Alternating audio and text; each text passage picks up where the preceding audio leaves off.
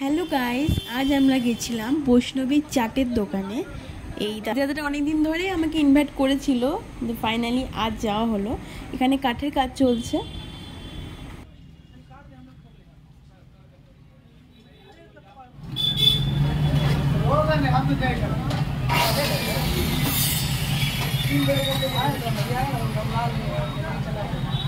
Furniture clear हो जाएगा ना। हाँ, बहुत अच्छा लगेगा। क्या कल मिलेगा यहाँ पे? क्या क्या आइटम होगा?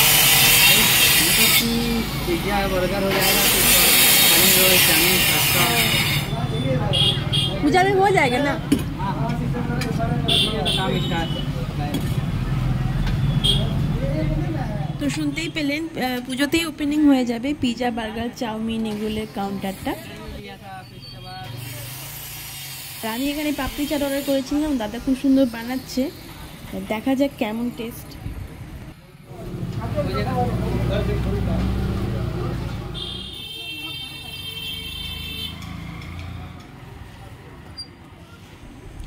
চাটটা দারুণ টেস্টি ছিল। ভালো চাট খেতে গেলে অবশ্যই এখানে ভিজিট করতে পারেন।